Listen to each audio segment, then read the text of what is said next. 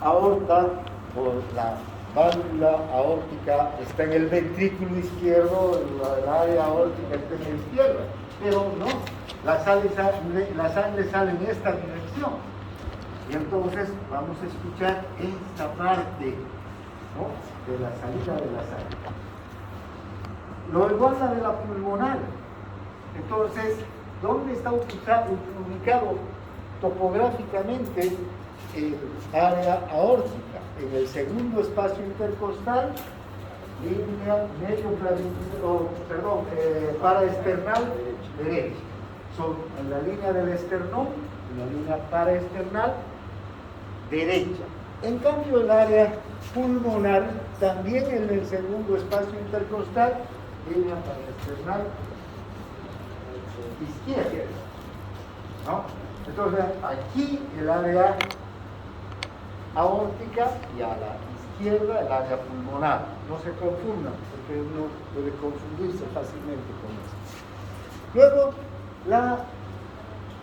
el área mitral, vamos a escuchar el funcionamiento de la válvula mitral. Está sobre la punta del ventrículo izquierdo, y en la punta del ventrículo izquierdo generalmente está entre el cuarto y el quinto espacio intercostal, línea medio clavicular, ¿no? Por ahí lo vamos a encontrar.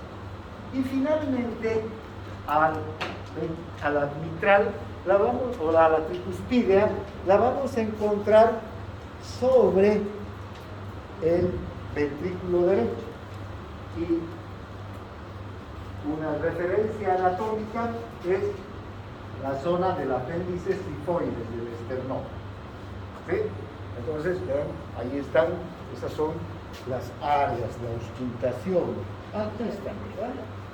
Aórtica, pulmonar, mitral y tricuspidea, ¿no? El cuarto, el quinto espacio intercostal. Izquierdo, línea medio clavicular, ¿no? Y la mitral sobre el apéndice sifoides. Ahora, ¿cómo se ausculta? Esto tal vez se han hecho en la práctica, pero tienen que tener algunos criterios. Uno es que el paciente esté cómodo, puede estar sentado, puede estar echado. Por otro lado, tenemos que ponernos también nosotros en una posición cómoda respecto al paciente para que se pueda circular con la campana o el tambor del estetoscopio. Y siempre se recomienda empezar por el área aórtica, en el sentido de las manecillas del reloj. Entonces, primero se escucha el área aórtica, luego el área pulmonar, luego el área tricuspidea y la mitral, y después se puede volver, ¿no?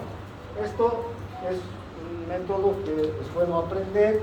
Después, cuando ya sean cardiólogos famosos, podrán empezar por donde quieran, porque ya la práctica es diferente, ¿no? ¿Verdad?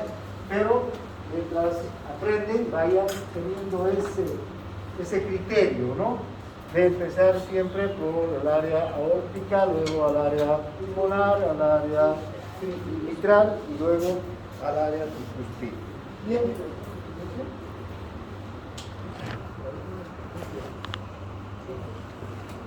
Ahora, bueno, el fonocardiograma es un estudio de los ruidos del corazón, ¿no? Y vean, aquí nos muestra la frecuencia del primero, el segundo, el tercer y el cuarto ruido, ¿no? Es una gráfica que se está observando respecto a la amplitud, que tan amplio es el ruido, la frecuencia del ruido, las características de cada uno de los ruidos o de los tonos cardíacos, ¿no? Ahora,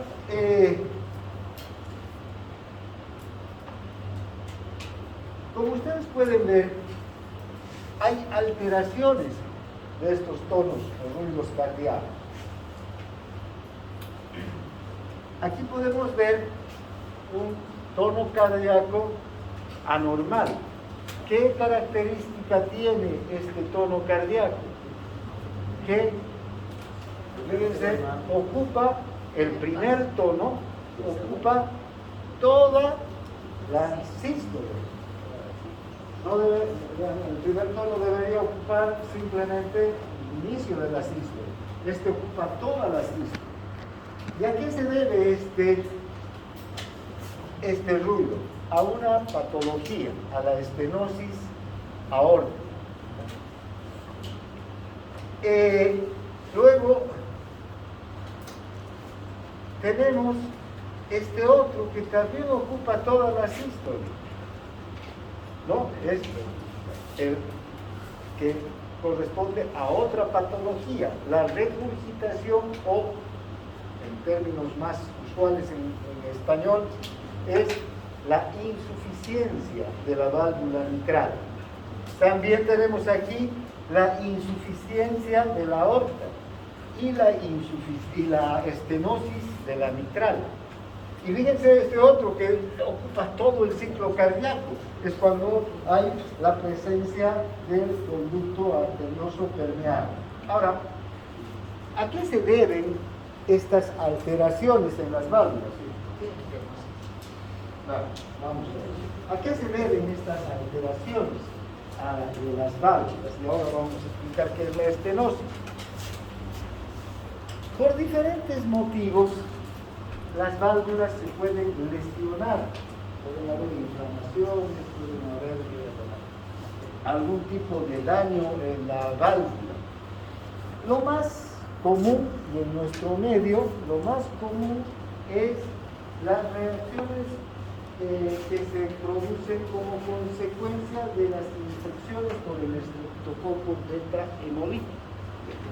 Este estreptococo suele afectar infecciones en la piel, infecciones en la garganta, y si no son bien curadas estas infecciones, se suelen complicar, y esas complicaciones pueden desencadenar reacciones inmunológicas que van a afectar a las articulaciones y van a producir una artritis reumatoidea, ¿sí? Una inflamación en las articulaciones, la artritis reumatoidea, o en las válvulas. ¿Y qué ocurre en las válvulas?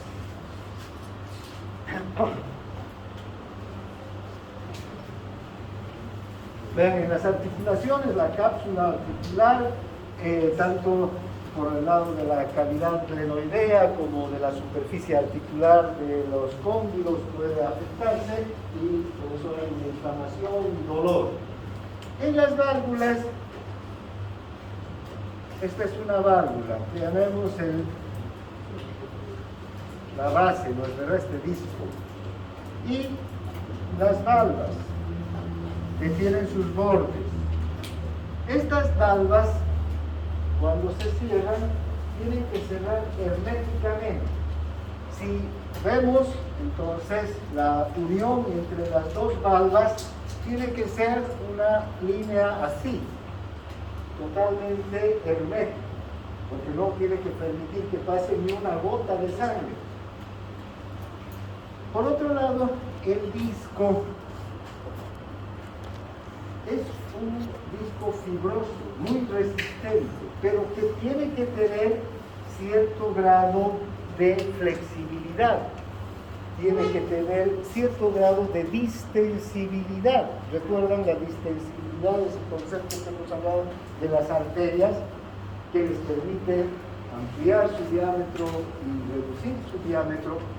Este disco, a pesar de ser un disco muy duro, un disco fibroso, resistente, puede aumentar mínimamente su diámetro. Y esto tiene que ser así, porque cuando aumenta, por ejemplo, el volumen sistólico, cuando hay necesidad de que aumente el gasto cardíaco, el corazón suele bombear mayor cantidad de sangre hacia la aorta, ya la sístole. Entonces, tiene que el disco tener una capacidad de distenderse. Bien, ahora, ¿qué ocurre cuando hay esta enfermedad? Suele haber lesiones en el disco. Estas lesiones producen una inflamación, luego una ulceración y finalmente una cicatrización y se forma tejido fibroso que hace que el disco se vuelva más duro y además se haga más chico. Es decir, este tejido lo que hace es contraerse. Entonces el diámetro de la válvula disminuye. ¿Sí? Debido a todo este proceso patológico. Entonces, vean, ¿recuerdan la ley de la cuarta potencia? ¿Qué dice? La ley de la cuarta potencia.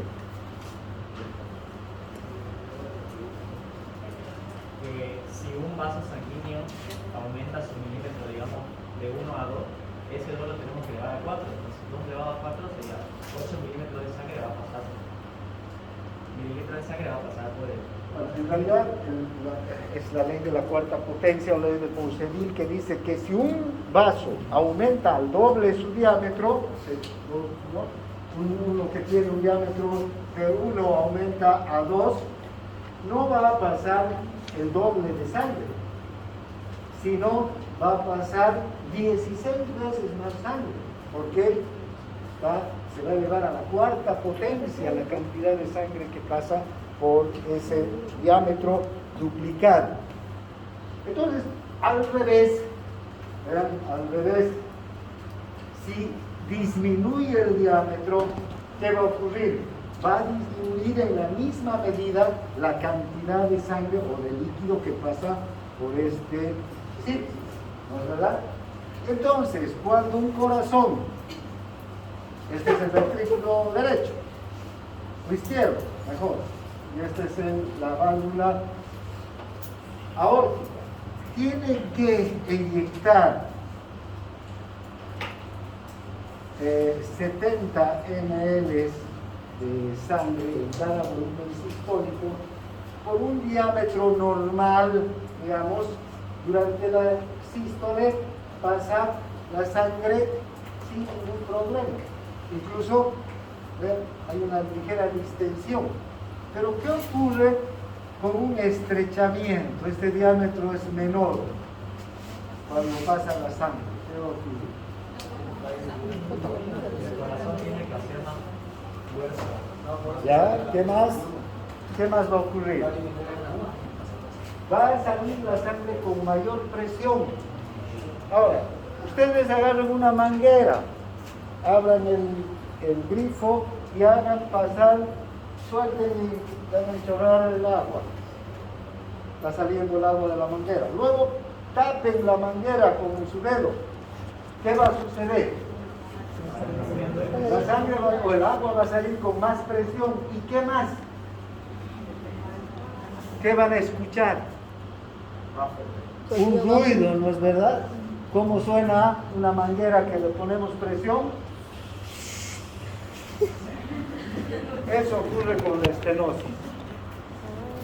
Lo escuchamos como si saldría un líquido a gran presión, porque está saliendo a gran presión.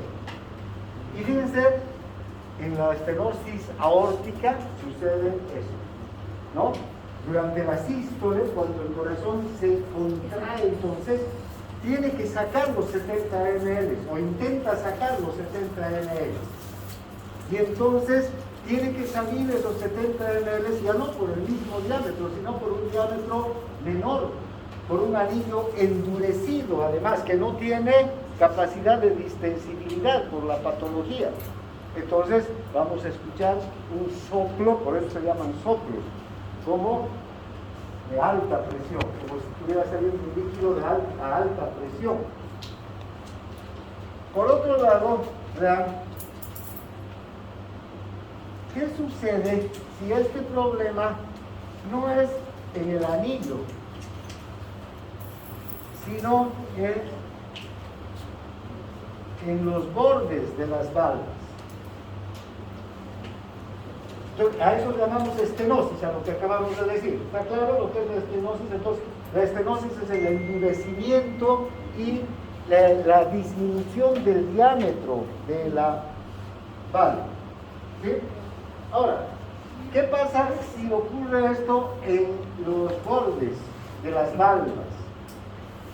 Ya les dije que si vemos la cerradura, tendríamos que ver una línea como esta.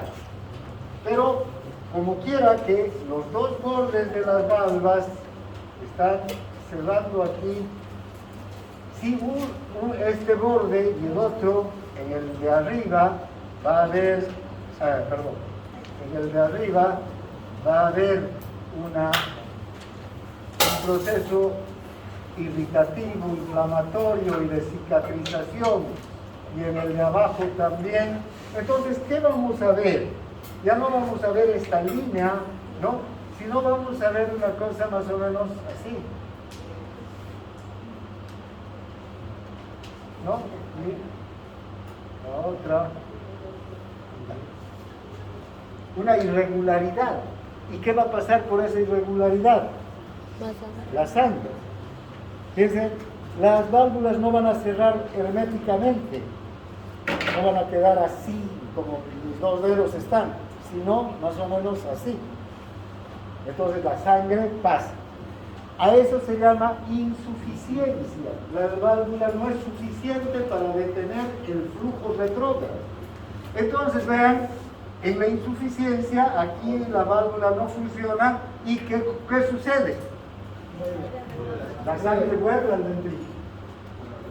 Dependiendo del grado de insuficiencia, entonces va a haber mayor o menor cantidad de sangre que va a retornar. Y también vamos a escuchar durante este periodo, vean, esta presión de la sangre que está pasando desde la aorta al ventrículo va a pasar a gran presión. Porque recuerden que el ventrículo tiene 80 milímetros o 0 milímetros de mercurio y la aorta tiene 80. Entonces la presión es alta y va a salir también como un ruido, como un soplo.